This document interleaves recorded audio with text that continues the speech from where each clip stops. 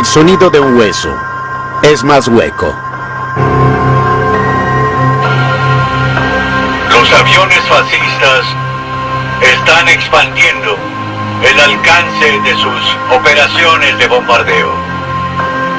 Los ataques aéreos en Murmansk representan un enorme riesgo para nuestra patria.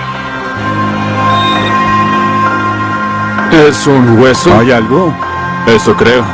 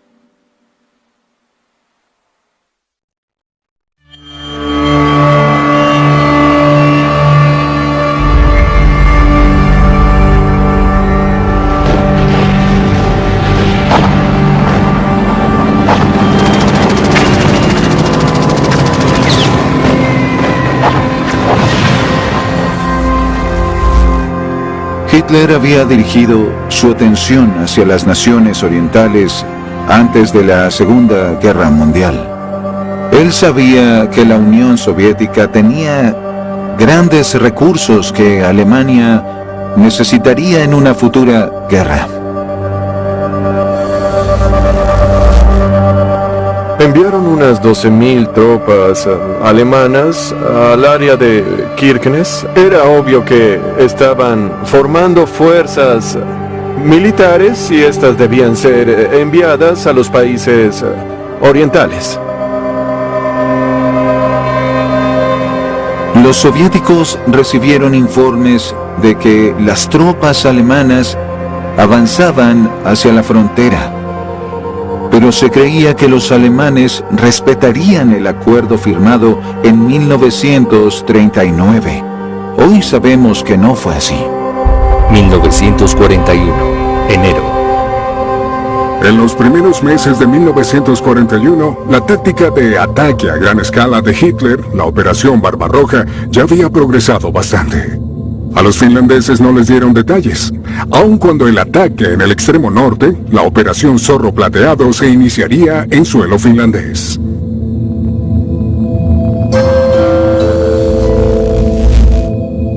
Las tropas alemanas planeaban tomar la región de Pechenga y usarla como punto de partida para el ataque al puerto de Murmansk. La Operación Zorro Plateado tenía dos objetivos. Primero, intervenir la vía férrea entre Murmansk y el interior de Rusia. Y segundo, tomar el puerto de Murmansk. Para lograr los dos objetivos de la Operación Zorro Plateado, combinaron tropas alemanas y finlandesas. La principal misión de las tropas alemanas en la región entre Pechenga y Murmansk era la de defender los depósitos de níquel y luego de eso ocupar Murmansk. Los alemanes querían intervenir la vía ferroviaria tan pronto como les fuera posible. De hecho, había un dicho que repetían: Svay Bohin Kandalaksha.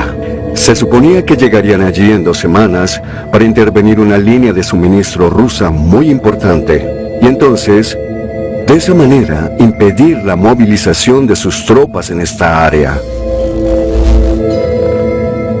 Les pareció que sería sencillo. Ya habían recorrido enormes distancias por toda Europa. Habían atravesado Noruega. 100 kilómetros no eran nada.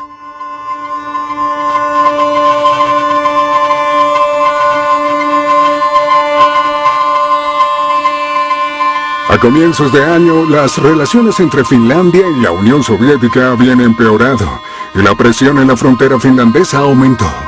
Stalin no estaba feliz con las negociaciones sobre el níquel en Pechenga.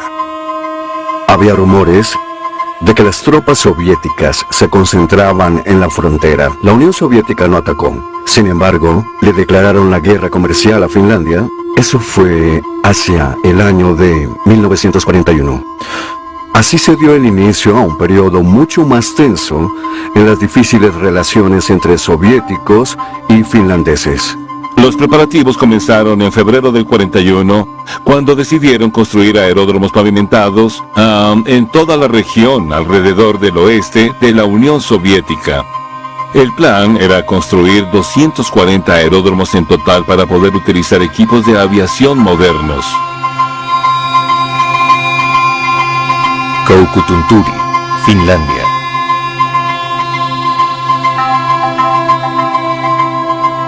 Ahí hay algo. Seguro se encuentra a 15 centímetros. ¿Dónde está?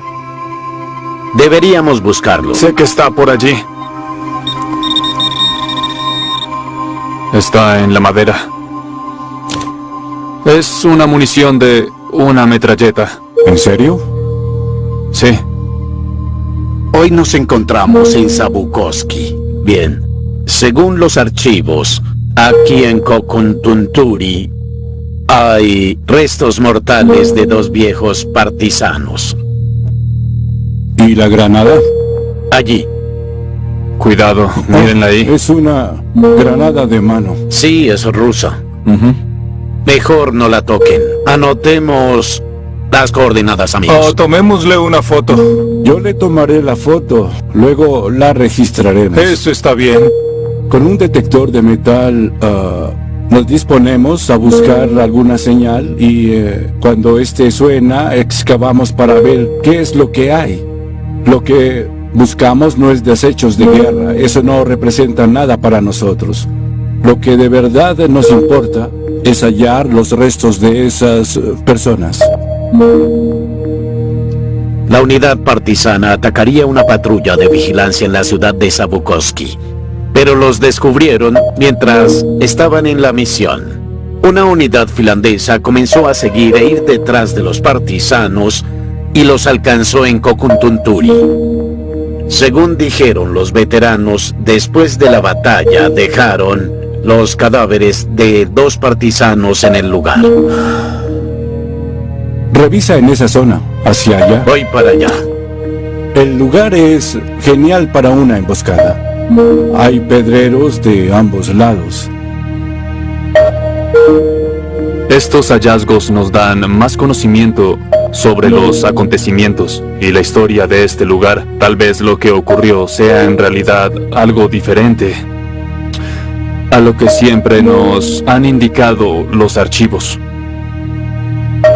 Según el diario de guerra, los cadáveres de 2 rusos están aquí. Dicen también que uno de ellos tenía una herida de cuchillo en la espalda. Entonces, ¿es posible que hayan apuñalado a uno de los suyos? Sí, eso parece. Los alemanes planeaban movilizar a sus tropas de Noruega a la frontera soviética por Finlandia. A cargo de examinar las conexiones viales estaba la organización DOT, que se especializaba en construcción. Pronto, los alemanes sabrían en qué condición estaban las vías finlandesas. Resulta que los alemanes tenían 2 estrategias. El general Dietl fue cuidadoso, dijo que hasta entonces la guerra había ocurrido en el extremo norte, así que debían comenzar a construir vías, conexiones, infraestructura.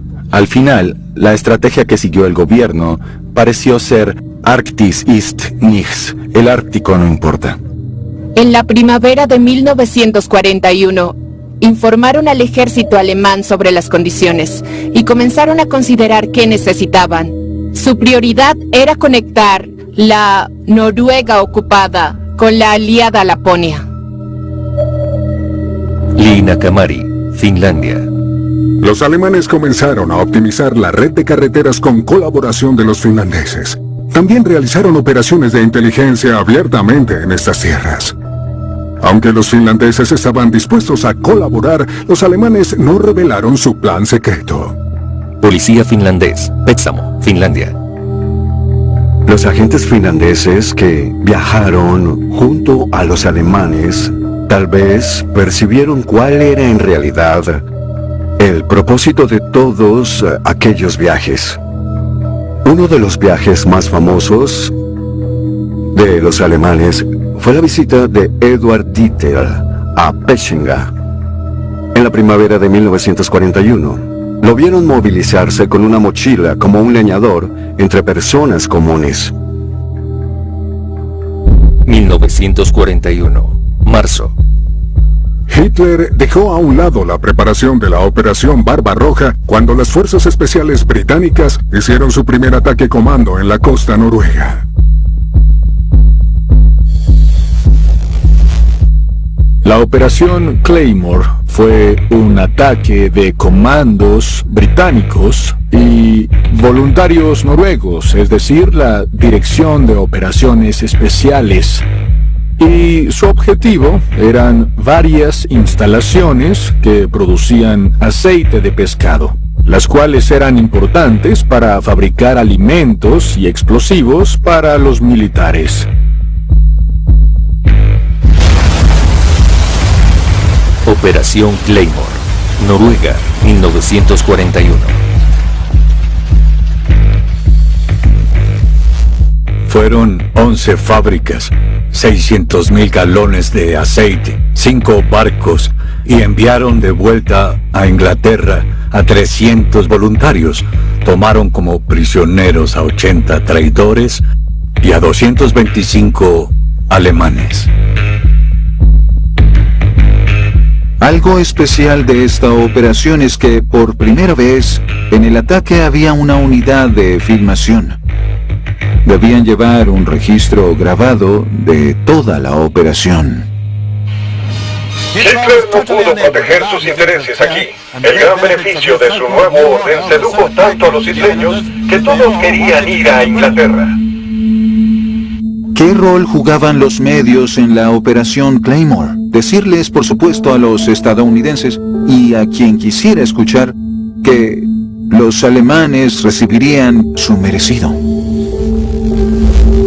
A los alemanes les estresaba esa situación porque el ataque dejaba entrever debilidad en el dominio alemán en Noruega. Hitler dio la orden inmediata de movilizar más de 100 cañones hacia Noruega, además de grandes ejércitos con más aviones y fuerza naval. Esto quiere decir que Alemania desperdició enormes cantidades de recursos, llenando Noruega de más soldados de lo normal para mantener bien protegidas las costas noruegas. Museo de Guerra, Narvik. Creo que fueron 56 campamentos de prisioneros soviéticos, en los cuales ellos solo construían vías férreas. Estos fueron seleccionados para el proyecto durante 4 años como los sitios que estudiaremos primero. Y de esta manera sabremos qué quedó de aquellos campamentos. Noruega fue el país con más prisioneros de guerra soviéticos en toda Europa. Con mayor tasa de prisioneros por habitantes, había mucho por construir. Los alemanes querían hacer aeropuertos y carreteras. Había que desarrollar toda la infraestructura, sobre todo al norte de Noruega. Hallé importantes diferencias. Puede haber 3 muertes en algunos de ellos y hasta 200 en otras. Las condiciones de los prisioneros varían mucho. Sí, eso veo. Como historiador me esfuerzo por entender todo el contexto. ¿Qué sucedió? ¿Qué decidieron los generales? ¿Qué deseaba Hitler? Y también quiero entender al individuo. Era una cantidad tan alta que se convirtió en una masa gris de personas. Existen muchas historias y cada prisionero te cuenta una diferente. Mira, hallamos estos archivos de los prisioneros en Internet. Este es un proyecto ruso-alemán. Estos son todos los muertos que los alemanes registraron. Tenemos unos 8.000 archivos disponibles de los 14.000 que murieron en Noruega. Él es Leonid Krayev. Es oriundo de Tashkent, que hoy en día pertenece a Uzbekistán. Nació en 1919. Es un caso difícil porque no lo sepultaron cerca de su campamento, como solían hacerlo. Cuando tomemos la decisión de ir a Tomenecid a ver el campamento, trataremos de encontrarlo y averiguar qué le ocurrió.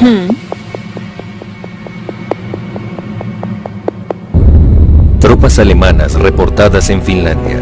Cargamento con material de guerra decomisado por los soviéticos.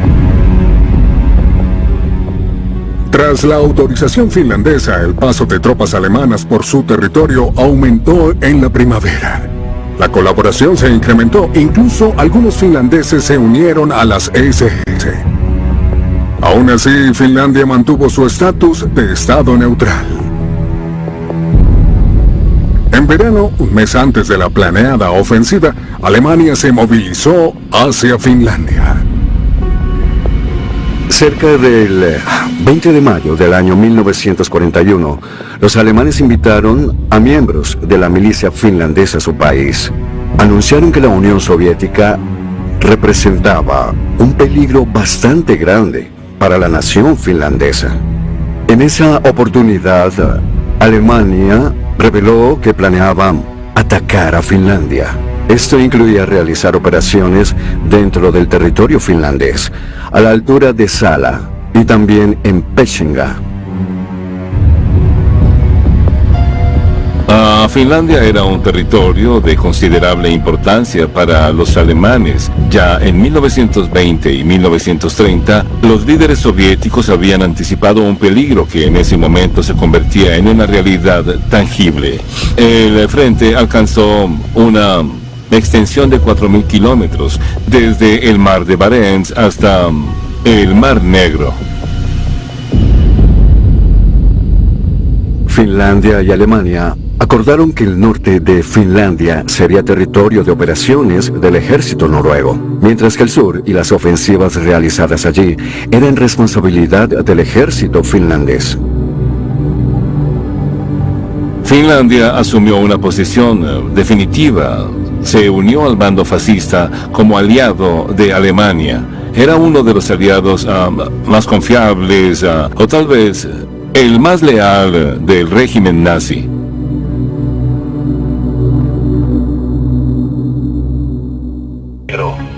Buscan aniquilar al Ejército Rojo en la batalla decisiva en la frontera. Ofensiva alemana. Río Litza, Unión Soviética, 1941. ¿Por qué Hitler invadió la Unión Soviética? Le encantaba apostar. Apostó a todas sus victorias y ganó. ¿Podría hacerlo una vez más y tomar el premio mayor, la Unión Soviética?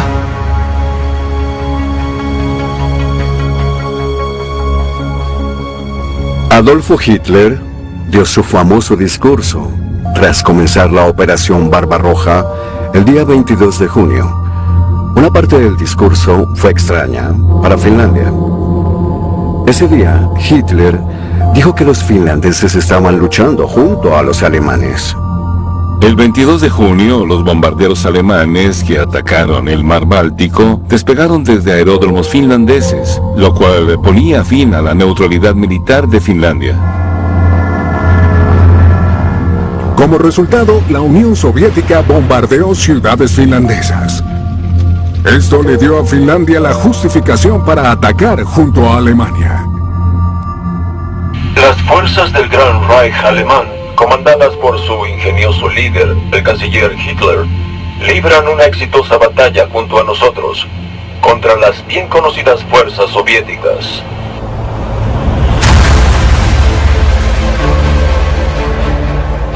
La operación Zorro Plateado la lideró el coronel general Nikolaus von Falkenhorst.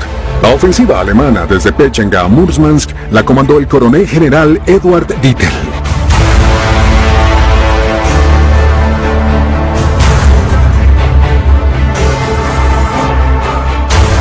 Asumieron que había vías en territorio ruso. Fue muy impactante cruzar la frontera a suelo soviético y notar que no había carreteras. ¿Cómo avanzarían? ¿Cómo se moverían? En el extremo norte, la naturaleza era un enemigo tan terrible para los soldados en el campo como los rusos. Tras analizar los planes de ataque alemanes contra Murmansk o Kandalaksha en el frente central, nos preguntamos cuán realista consideraban los oficiales alemanes aquella estrategia. Las ofensivas de las divisiones alemanas en Pechenga y de las SS en Sala se contuvieron muy rápido. La planeada guerra de 2 semanas fue solo un sueño, pues las tropas se estancaron bajo un calor asfixiante. La inteligencia alemana falló. Fue un periodo muy peculiar. Todos los soldados que lograron sobrevivir contaron historias terribles a sus hermanos de armas sobre todo lo que vivieron. El Ejército Rojo logró encender en llamas bosque en Sala y miembros de las SS se quemaron vivos. Un oficial alemán explicó cómo los mosquitos se le metían por los ojos y los oídos, que nadie podría entender cuán horrible era si no lo experimentaba. Si la carretera de Rat fue un infierno helado para los ucranianos, podríamos describir Sala como un infierno realmente sofocante para los soldados alemanes. En el verano, el tercer cuerpo finlandés luchó junto con los alemanes en el frente del norte y aseguraron el flanco sur. Estaban comandados por el mayor general Hjalmar Silasvuo. La cooperación que hubo entre finlandeses y alemanes en el frente del norte comenzó a tambalear al poco tiempo, luego de que las tropas no avanzaran y de que el frente no se movilizara al lado ruso como esperaban. Esto generó mucha discordia.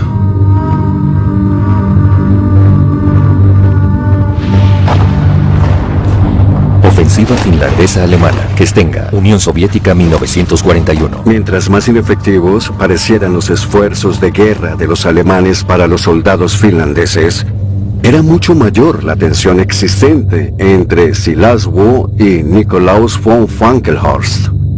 Silasvuo ya había dicho que la guerra terminaría mal para Finlandia, pues Alemania la perdería.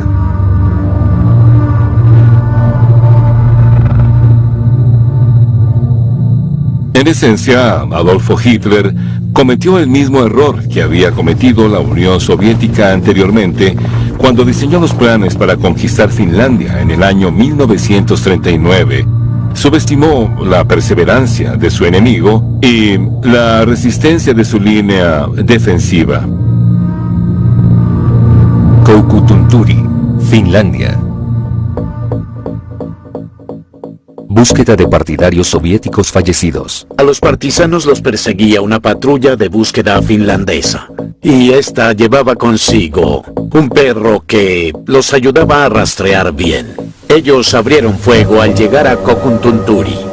Solo había unos cuantos metros entre aquel perro y aquellos partisanos. Había un hoyo bastante cerca en el que aquella patrulla finlandesa podía refugiarse, así que lograron protegerse del fuego escondidos en ese lugar. Este podría ser el hoyo donde el adiestrador y el perro se ocultaron. Al adiestrador del perro lograron interrogarlo mientras seguía vivo y dijo que El perro había aprendido a agacharse cuando comenzaban a disparar y a gatear hacia atrás para llegar al refugio. Los partisanos les dispararon a los finlandeses, pero luego, cuando los partisanos se alejaron de aquí, al no observar a la unidad canina, comenzaron a tener la impresión de que habían logrado impactarlos con los disparos.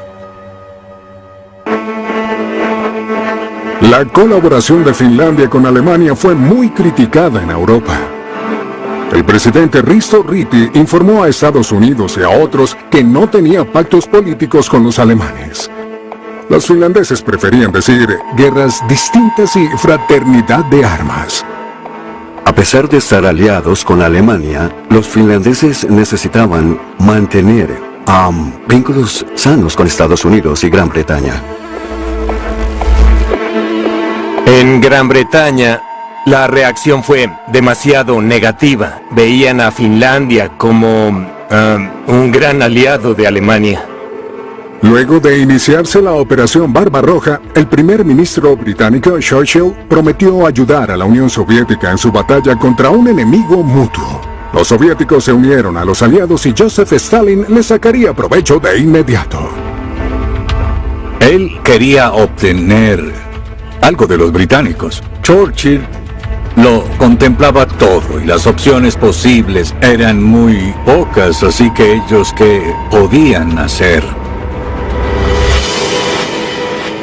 El 30 de julio de 1941, Gran Bretaña inició su única acción de guerra contra Finlandia en Pechenga, en Linnanmäki. 2 portaaviones británicos llegaron al norte de las ciudades de Linnanmäki y Kirkenes. Desplegaron varios aviones británicos con el objetivo de que estos llevaran a cabo un bombardeo en los puertos de esas 2 ciudades. Los resultados no fueron buenos. Aunque el plan se ejecutó, hubo muy poca sorpresa porque ellos los vieron camino a los puertos y alertaron a la Luftwaffe. Los británicos perdieron 3 aviones en Linnanmäki y más de 10 en Kirkenes. Finlandia le reclamó a Gran Bretaña por la ofensiva y les exigió compensación. Sin embargo, esto no sucedió. Por su parte, Stalin estaba descontento y exigió acciones a Churchill. Gran Bretaña accedió a enviar ayuda material. Así, se inició la actividad de convoyes aliados en el Océano Ártico. A los británicos les hicieron ofrecer tanto apoyo material como pudieran, transportando por el Océano Atlántico en dirección hacia el norte por convoyes. Allí harían la descarga para trasladarlos al sur por el ferrocarril Mosmark-Nickel a los teatros de operaciones. La operación Dervish fue la primera de convoyes en el norte, en agosto de 1941. Debido a la amenaza alemana, el convoy no atracó en Murmansk, sino en el puerto de Arcángel, sin hielo en verano. Eran un blanco de los submarinos y barcos alemanes que solían estar en Noruega. Fue una gran ventaja de Alemania en las costas noruegas poder atacar estos convoyes. La Marina Británica tenía que garantizarle suficiente protección a aquellos barcos que se movían hacia el norte por uno de los mares más inhóspitos y desafiantes del mundo. Además de la guerra de convoyes en el Ártico, el conflicto también llegó a las islas del Ártico. Ambos bandos tenían estaciones meteorológicas en las costas para tener acceso a toda información climática que pudiera ser vital. El clima en la Europa central lo determinan los vientos del oeste.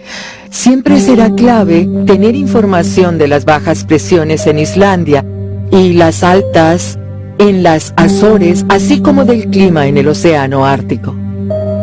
Bien, los noruegos ya tenían un equipo al comienzo de la guerra en la isla Jan Mayen, y luego de que conquistaron Noruega, se mantuvieron allí, y en lugar de enviar toda la información sobre el clima a su país, la enviaban a Gran Bretaña.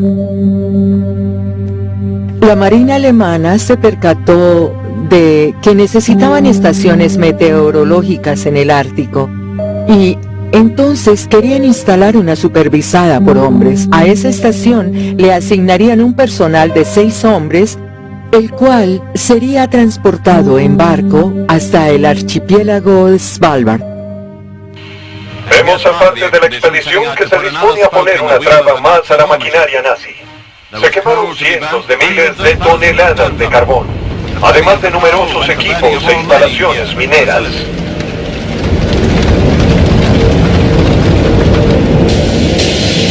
En agosto, los aliados atacaron Svalbard, un blanco de importancia estratégica.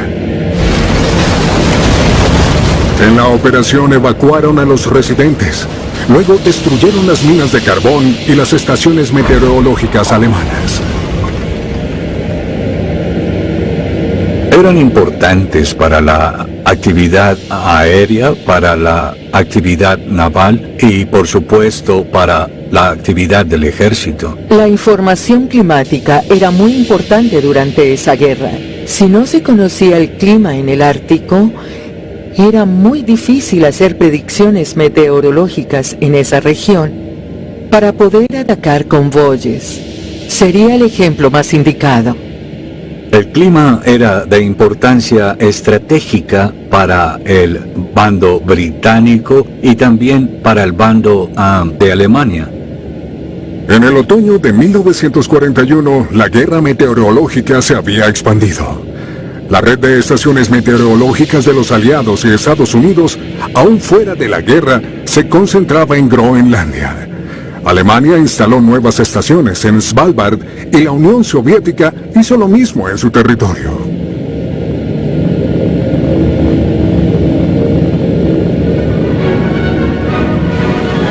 El héroe de Narvik, el general Dittel, con sus soldados.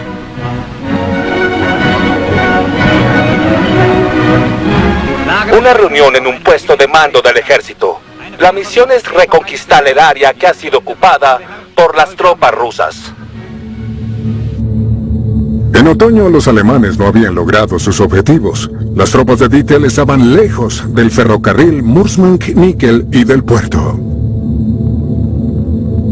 Para entonces, las divisiones alemanas estaban exhaustas.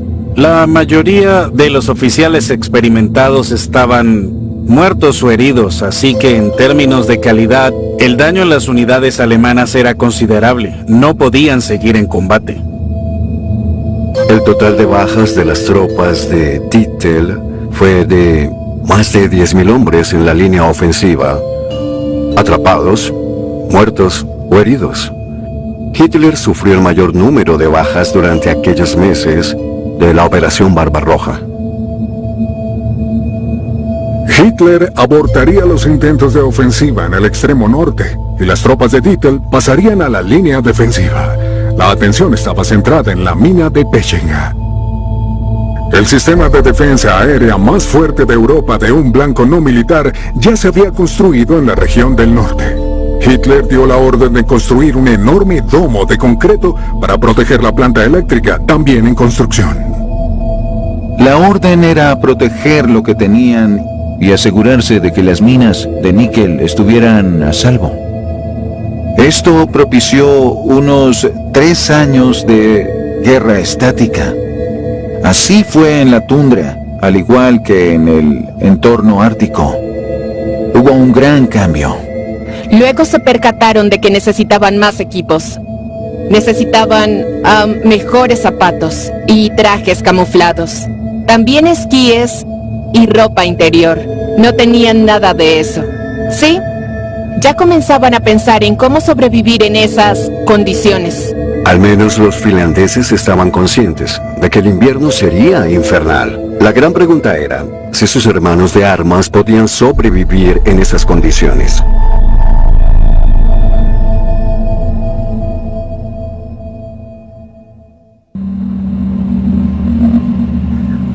En el otoño de 1941, partisanos soviéticos comenzarían a atacar blancos civiles finlandeses hasta el final de la guerra. Esto lo hicieron antiguos soldados muy lejos del frente, y sus víctimas fueron ancianos, mujeres y niños.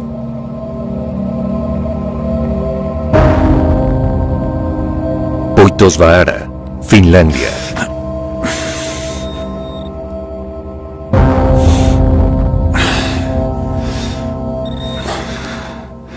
¿De una bota? Esto es cuero. Es bastante grueso. Creo que es... Parece una tira de una mochila. Tal vez tras hallar este material, podríamos asumir que quizás haya una persona muerta aquí. Este lugar se une con Kokkuntunturi porque cuando los rusos partieron de allá vinieron hasta Peteshwara y comunicaron por mensaje de radio que habían matado a un hombre y a un perro en esa zona. Ellos deben de haber asumido que los finlandeses ya no los seguirían más. Oye, ¿hay algo ahí? Es un hueso. Eso creo. No es hueso.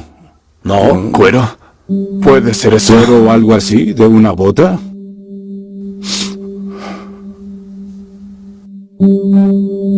A unos 2 o 3 kilómetros, hacían mantenimiento y también se alimentaban. Bajaban un poco la guardia cuando se metían en ese lugar. Fue por ese motivo que los sorprendieron en Peteshwara. 11 partisanos murieron en ese ataque sorpresa. Creo que capturaron a 3 de los hombres. Los huesos no estarían a tal profundidad. Sí, no los sepultaron aquí. Es obvio. Cubrámoslo con el césped. Sí, hagamos eso ya.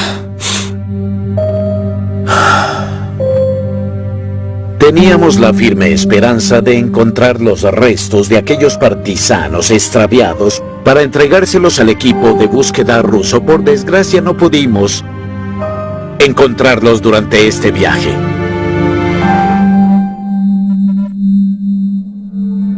Se acercaba el invierno y los alemanes se apresuraban para establecer bases de mantenimiento entre las zonas de combate en Noruega, Finlandia y las fronteras finlandesas orientales. La organización TOT se encargó de la planificación y ejecución. Hitler le sugirió al líder de la organización, Fritz Todt, construir vías ferroviarias en la zona septentrional de Noruega y Finlandia. Hitler sugirió la construcción de vías ferroviarias al norte de Noruega durante los primeros días de la ocupación. Fritz Todt no dio importancia a los planes de Hitler de una vía férrea polar en Kirkenes. Examinó el área desde las alturas y luego concluyó que el proyecto no era viable. Lo que sucedió es que Hitler pidió urgentemente a Fritz Todt que llevara a cabo construir vías férreas de Rovaniemi a Pechenga a lo largo de la carretera ártica para mejorar el sistema de suministros. Fritz Todt recorrió la distancia entre Rovaniemi y Pechenga, regresó y dijo a los generales en Laponia que no construiría una vía ferroviaria entre las montañas. Se inició un proyecto de optimización a gran escala de vías hacia Noruega y la Unión Soviética en Finlandia. En Noruega, los alemanes construían bases submarinas y una vía al norte. Se requería con urgencia más mano de obra para los muchos proyectos de construcción en marcha. En las obras de ambos países comenzaron a usar muchos prisioneros de guerra soviéticos y víctimas de trabajo forzoso. Solían viajar en barco desde Szczecin, parte de Polonia, y también llegaban prisioneros desde Zapanaya Litsa y Murmansk hasta Kirkenes, donde iban a buscarlos. En Finlandia los alemanes capturaron a un total de 9.000 prisioneros soviéticos en Sala, en Pechenga y en Kestenga. Los prisioneros capturados en el frente se encontraban en las condiciones que eran habituales en esa época.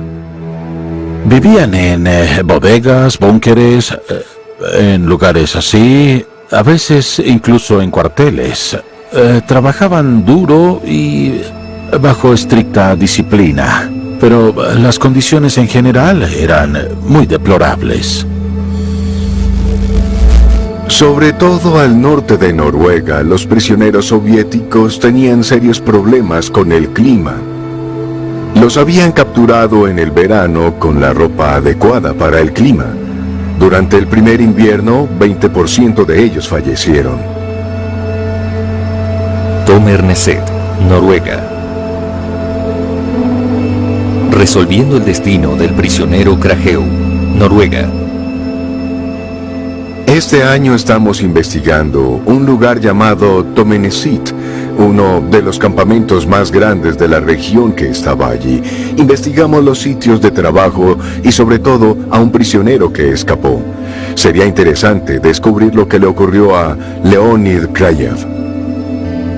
No solían tener electricidad por las eso es noches. muy Además, cierto, los creo. aviones usaban esto con fines de navegación. Eso es Entonces, interesante. la vida Es así. de ellos no era fácil. Los guardias monitoreaban el movimiento de los prisioneros con asambleas. Desde las torres. Había unas 2 o 4 torres vigía. Creo que eran 3. 3 torres. Sí. Tomenesit era uno de los sitios donde construían la vía ferroviaria polar. Hicieron muchas vías y muchos túneles aquí. Había un campamento muy grande con más de 1000 prisioneros rusos. Cuando llegó Krayev, el campamento era nuevo, tenía apenas unos 14 barracones para que el equipo se aseara. Usaban uno de almacén y otro para que los prisioneros cocinaran. Un amigo llevó a 800 soviéticos de Bainford a Mo i Rana. Ok, Estaba es con los muy alemanes. interesante. Los prisioneros vivían en barracones de madera, donde es probable que durmieran sobre duras plataformas del mismo material en una fila recta.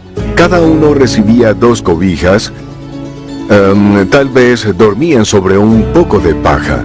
Quizás había un par de calderas, pero estas no calentaban mucho. Si se les mojaba la ropa, era difícil secarla.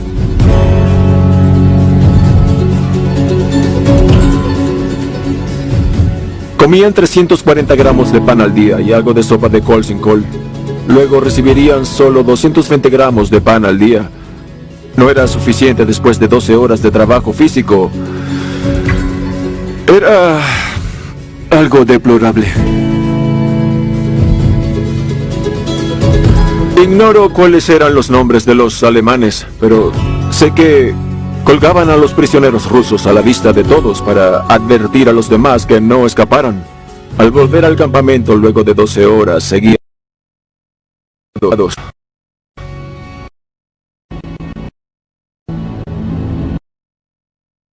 Los convoyes eran a menudo suministros de equipos de batalla de la Unión.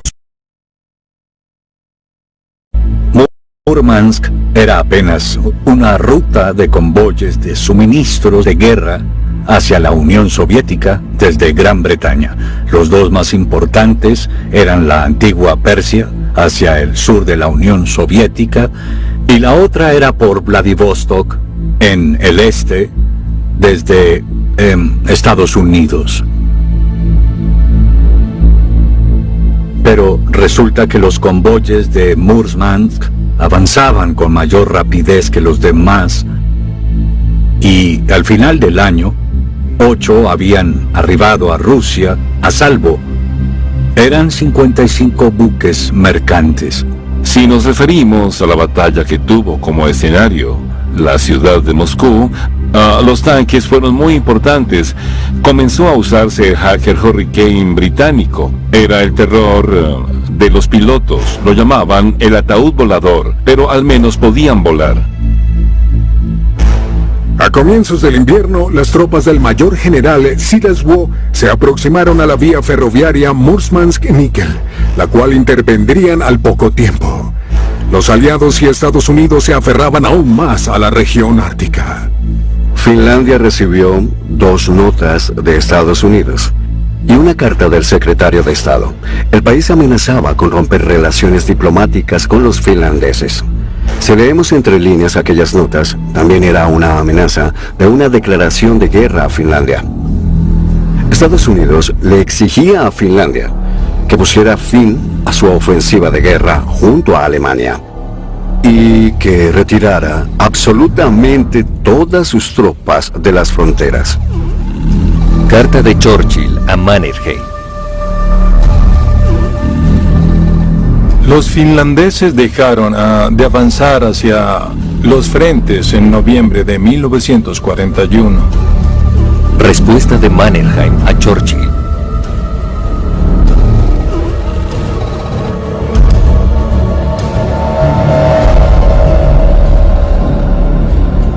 Gran Bretaña le declaró la guerra a Finlandia, por desgracia, el 6 de diciembre de 1941, tras una enorme presión por parte de Joseph Stalin. Un académico finlandés destacó el sentido del humor británico por declararle la guerra el día de la independencia de los finlandeses. El 5 y el 6 de diciembre ocurrieron muchas situaciones que dictarían el destino, no solo del frente apostado en el norte, sino también de la totalidad del frente entre la Unión Soviética y el bando alemán, claro. Ataque de Japón a Pearl Harbor.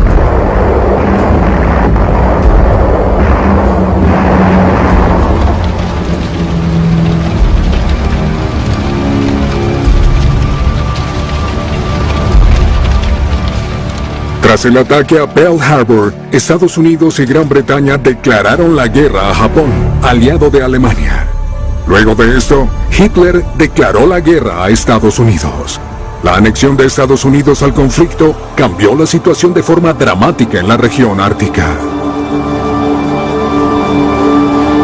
Embarcaciones de la Marina de Estados Unidos, Atlántico Norte. En el próximo episodio. Lo que hicieron los estadounidenses fue atacar a gran escala la Noruega ocupada. Hemos calculado que un poco más de 2.000 prisioneros lograron escapar. En ese entonces se registraron 64.000 prisioneros de guerra. Había tantos de ellos que, en realidad, importaba muy poco que un tercio de estos muriera. When the war